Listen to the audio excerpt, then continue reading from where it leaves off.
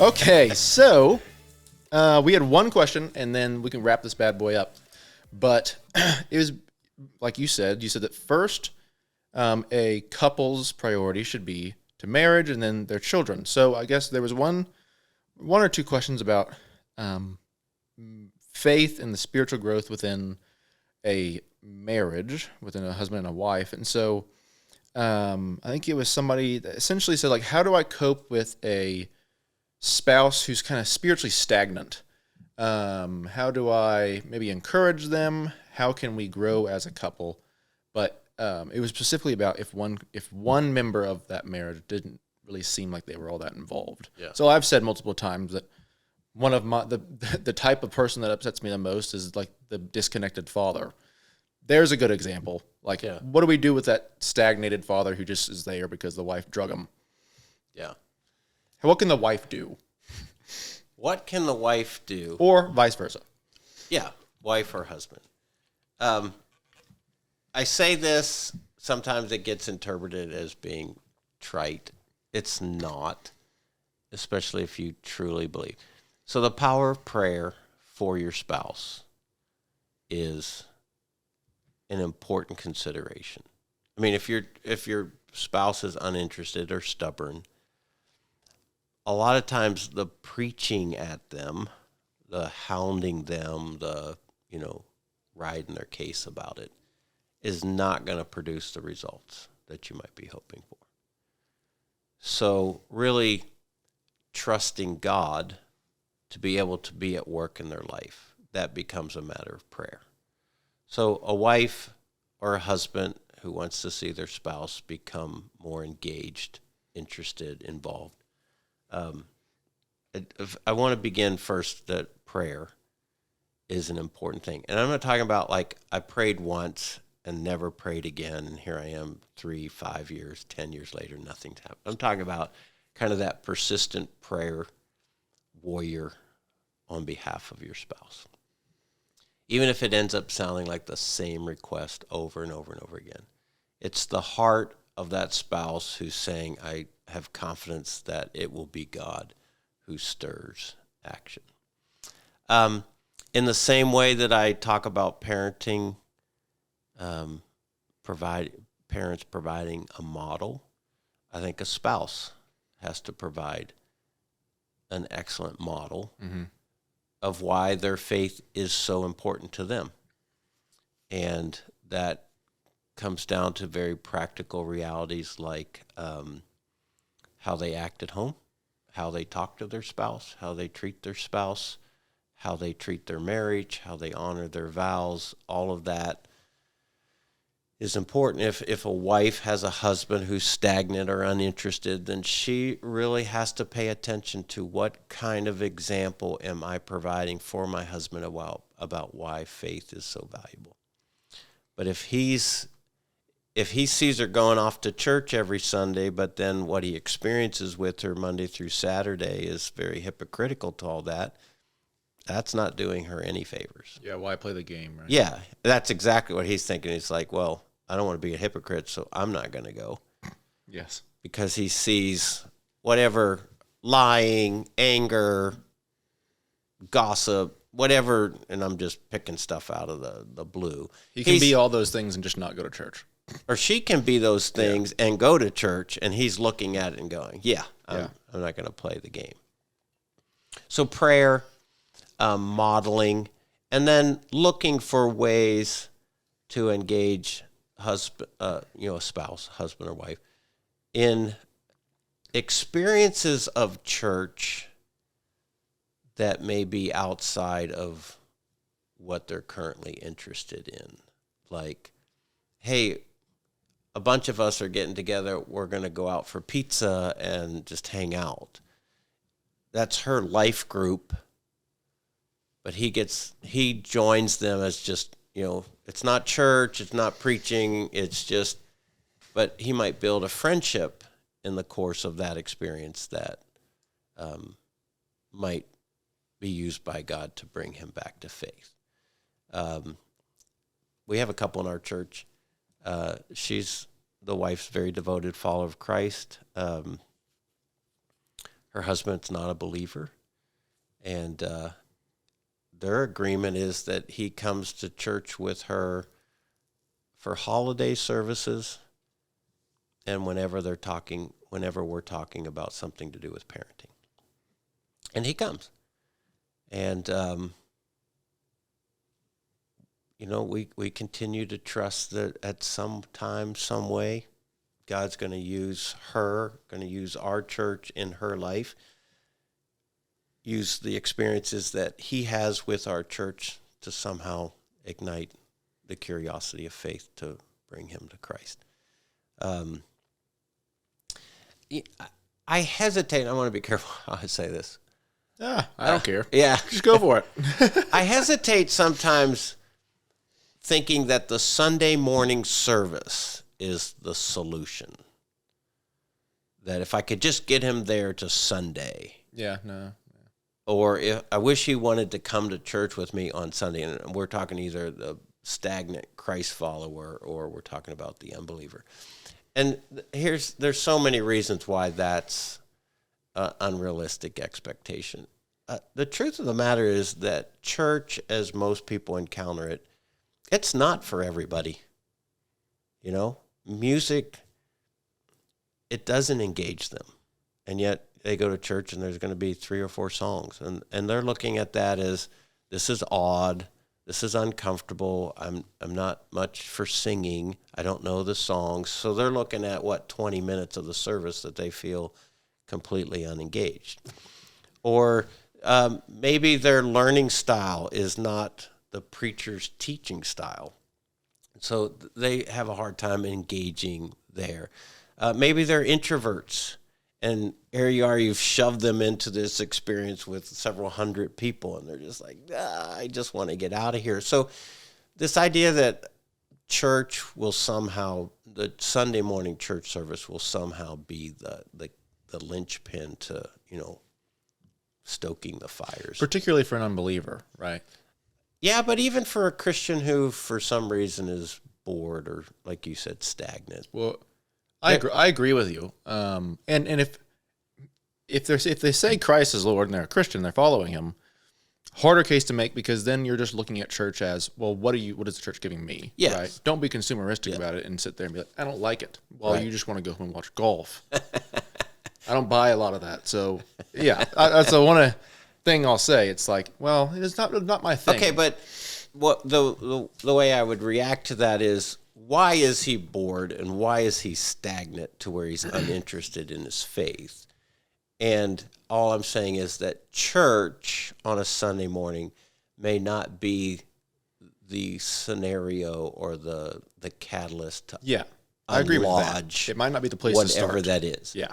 It may be building a friendship with another man from a life group that says, hey, we get together and we barbecue every third Thursday. And he just comes, and at first it's reluctant. He's coming there because, his wife asked him to come. But then he gets there and he starts enjoying it. And then he meets, Fred and him, they share common interest in golf or, something. And pretty soon there's this, Fred's a good guy. These people are kind of fun. I enjoy this. So now he's coming out of more of an interest in it rather than being drugged to it. And I absolutely believe in the power of God to use situations outside of the Sunday morning service to be instrumental in the spiritual health and well-being of a person. And so it might be through that group getting together, having a picnic every third Thursday of the month, that he warms up to the things of God by virtue of a relationship with other Christians. And then something gets dislodged, that whatever's stuck gets moved. So I think there has to be a little bit wider allowance for how God might be at work in someone's life than just a Sunday morning service. 100%. Yeah. I was reading it as the person who proclaims faith in Jesus and then just like disconnecting and saying that, well, church is not doing me what I want it to do. You know? Yes, and that because eventually that friend Fred will be like, "Get over yourself, bro. Let's go." Yeah, that exists, but then I'm also curious about how did they get to that place? What happened to lead them to believe that church isn't a good use of my time? Yeah. Well, and who even knows what they? At the end of the day, it's like, well, do they really even believe at that point? I'm not saying that. I'm saying they aren't. I'm just saying like. People will say a lot of things to make their spouse just be quiet sometimes. Or they'll say a lot of things to get their spouse to say yes to marriage. Uh-huh. Yes, I believe in Jesus. Yes, I'm a Christian. Yes, I go to church. And he's like, wait a minute, I got to say these things? And then she'll say yes, and they get married, and then a couple weeks into it, he's like, yeah, no, that's not. Yeah, no reverse card he throws down. I've seen it all. I've seen it all. But what a cruel game. Very cruel, and it can happen both ways. Yeah, no, I agree. And I was thinking something earlier. I can't remember it, but okay. And so influence them in ways that maybe aren't just, hey, come on Sunday morning, but rather maybe. And I think Tom Patterson. He leads the men's group at Cibolo Creek. He's really great. And I think he's pulled in a lot of guys who were in that exact, at least men on the husband's side, who were in that exact position. It's like they didn't like coming on Sunday morning, but they liked going out and barbecuing and hanging out with the guys and just chit-chatting. But like Tom's also like a super solid dude who loves Jesus and has brought those people in. My father was one of those guys. Yeah. That like got pulled in. That granted, he was coming to church on Sunday morning too, but regardless, he saw small groups the way that you were just describing the other guy saying church. And so my dad eventually like felt convicted enough. He's like, okay, fine, I'll give it a chance. And he did it once, didn't like it. Stopped going for like a year. Did it again, and then he was like, I don't understand this. And I'm like, you only know all this stuff because somebody else does the work for you. And he was like, I guess you're right. And then he kept going. It's fun to see how God's used you in the life of your parents. Yeah. No, I'm being serious about that. I think there's a wonderful story there. But think about it this way, is one man may come to a Sunday morning service at Cibolo Creek, and it just doesn't connect. Mm-hmm. As hard as we work at connecting, it just doesn't. But he goes to the men's Bible study, and what happens is, this is just a group of guys sitting around a table talking. And become friends. Rather than the one guy doing all the talking, we are talking about this passage of Scripture and different learning styles, different needs, and suddenly I'll come back to this because this works for me with where I am right now. Yeah.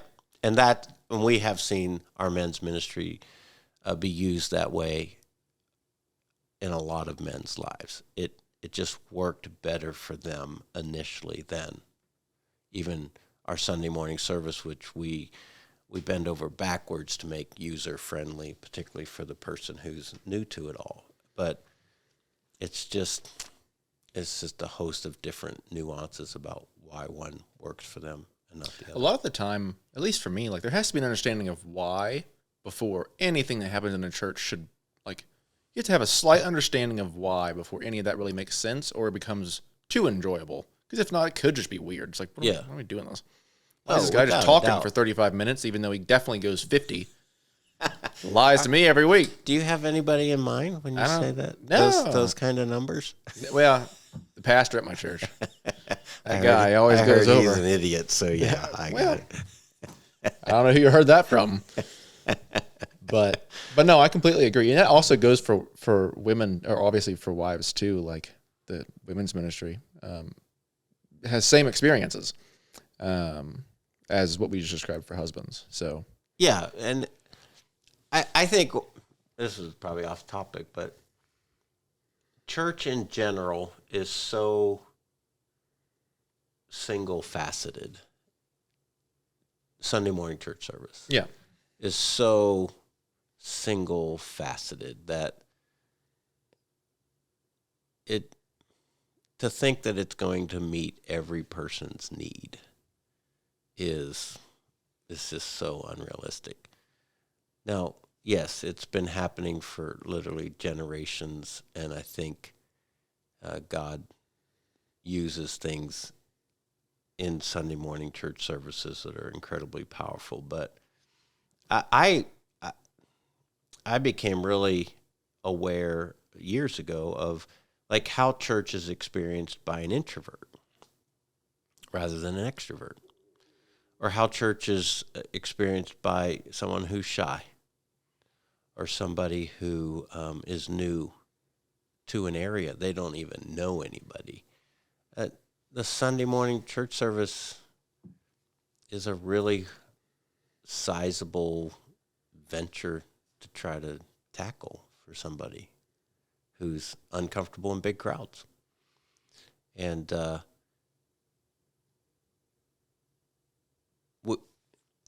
through the years, we've always had this, and I think every church in America has had this dilemma, is like, how do you engage people in music, and what should, in worship through music, and what should that look like? And, every pastor, I want to see everybody, just lost in worship and their hands raised and clapping and singing along. And it's just an unrealistic expectation because not everybody encounters music the same way. That way. Yeah. And so to have that expectation is, I think, unreasonable. And then you have a context like Cibolo Creek where we're working really hard with the hopes of unbelievers being in the room. Well, they are not going to engage in the worship like someone who's a seasoned follower of Christ and enjoys music. They're just not. And so to expect that you're going to look out and see everybody engaged in the same way is I think, a lousy assumption. Yeah. No, I definitely agree. And I would say, too, that for, say it's the spouse who's just fallen away from their spiritual, habit. I would say that if you're a wife or a husband and you're not worried that if you're really upfront with your spouse, that they're going to just divorce you on the spot, which if they're Christians should be very unlikely, and you say, hey, I really need you to re-engage with this. I'm not saying that just saying it, but sometimes beating around the bush or being more targeted attacks, rather than saying hey, I really need you to jump on this thing with me. Right. I want you involved for my sake, for the kids' sake, whoever. Because I don't see it done a lot of that time. It's they just complain at one another, or they just don't say anything, or it gets naggy or something. And I'm no, just tell them what you would like to see from them and why, and make them feel like they aren't the worst, but that you want them to come along with you, right? That's for the Christian who's just stagnant, not for somebody who doesn't believe at all. Yeah, my guess is 9 times out of 10 where the subject's being, avoided or it's naggy, the spiritual health and well-being of their spouse is probably not the only arena where that same sort of behavior is happening. Mm-hmm. That would be regarding how they raise kids, how they handle money, sexual intimacy, what they do with free time. I would imagine that in all the big, important arenas of their life, they're not having honest, caring conversations of accountability about how we spend our money. Especially if the cornerstone, which is your faith, the center of at my wedding, you gave this talk about the campfire, which can also be well, what's the center? What's the strongest piece of that? It's well, that's our union with one another in God at the top. Right. And so it's if that thing starts falling, well, the other reasons you can suspect, like you're saying, they're going to be out of touch. But the couple that has, really healthy, honest, authentic kind of relationship, and sort of like we were talking earlier with kids, that couple's developed the way to converse about uncomfortable things, and there's the safety and, security about that kind of a conversation. Then it's much easier for a wife to say, hey, it's important to me that you engage with me for our sake in your spiritual journey. And I'll do what I can to accommodate. Do we need to find another place for you to engage or another approach? Can we read a book together? Can we, whatever. There's that very sincere effort to say, I need this from you, and I'll help in any way I can. But that's a very kind of personal conversation, unless there isn't the kind of the mutual love and respect for it to happen. Then it which you would hope would be there in a marriage. You would hope, but I know that things are complicated. Yeah, but so. But I think that's really helpful. I hope that whomever asks this question, he or she feels something got out of that. Yeah, it's been interesting in the 25 years I've been here at Cibolo. The heartache that I've sensed in wives whose husbands aren't engaged, or in husbands whose wives aren't engaged. I mean, a genuine burden in their heart for Wyatt isn't what they'd hope it to be. And I really admire the husband or the wife who continues to remain committed and consistent with their pursuit of a spiritual journey, even though they're not getting any support from their spouse. And we always celebrate kind of privately when, the wife who's been attending for years and her husband shows up at something. We're always like, who knows how God might be at work. We've had a couple of stories that have been like really extraordinary surprises. And, this husband that never comes to services, and you find out he's watching our broadcast every week. He knows what we're talking about. He knows all kinds of things about what you wouldn't think he had any awareness of. Or we've had wives who've come for years. Their husband doesn't engage. And then he comes for a visit for like a holiday service or something. Then he starts coming a little bit more regularly. And then he starts coming when she doesn't. She's out of town or, can't make it. And here he is, because now his interest has been ignited and he's feeling, better and safer about it all. And I just love to see that happen. And those guys particularly, I've always had a heart for men when it comes to encountering their faith. Mm-hmm. They're often the guys that I'm preaching to on a Sunday or planning my message for, not at them, but I go, how does this play for, Jerry? Just the name I'm making up, but he's on my heart. I know where he is spiritually, and he's kind of, standoffish about all of this, but he's coming. Maybe he's coming just to be, supportive of his wife. But I go, I want to see God be at work in his life. And so I plan how I'm going to handle a topic out of a, sensitivity and consideration of what are the questions he's asking about this topic, or how would I explain in a way that would be of interest to him. And it's been fun to watch God be at work in people's lives, and particularly men's lives, because I feel like generally church can be harder for men than it is for women. Yeah, well, just in general, there's more women in the church than there are men. That's a statistic, and then it can definitely be harder just because the music's focused, and then sometimes the message are also. Or even just the relational environment of a church can. Women tend to be a little bit more comfortable relationally with strangers than men are. And so, church is a curveball for men, and particularly the way that it has been historically done. So, we work really hard at Cibolo Creek of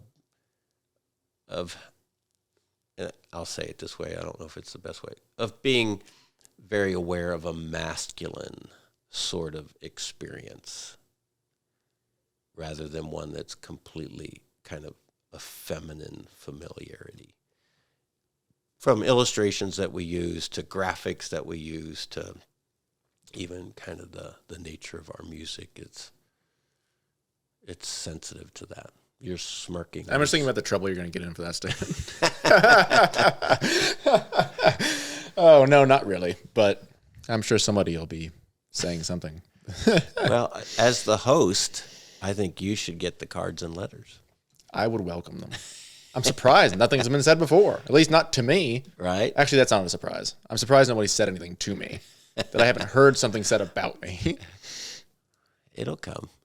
Can't wait. Just be patient, grasshopper. Yeah, if you get them, I'm definitely going to get them. Yeah, exactly. Like, there's no way. And you're letting me teach in the summer? Are you kidding me? Yeah, I work so hard at being careful. You just go right in. I'm not going to lie to you. Here's something. Which I love about you. If the plan right now is that I teach in the summer, one Sunday. My entire goal is just that Wayne and Marcy are like, yes, the entire time. If I can get that, I'm a happy man. Wow. So Wayne and Marcy, if you ever listen to this, know that you're my target audience. But don't do it just because I said this. Well, yeah, if you can. Not really. I'm just joking. But that would not feel the worst. Gotta love old Marcy and Wayne. Oh my gosh, yeah, absolutely. Too funny. All right. Well, any last words, or are you good? No, I'm good. Thanks for this conversation, and we'll look forward to our next round of questions that we're going to answer. Yes, sir. Sounds good. All right, everybody. We'll see you next time.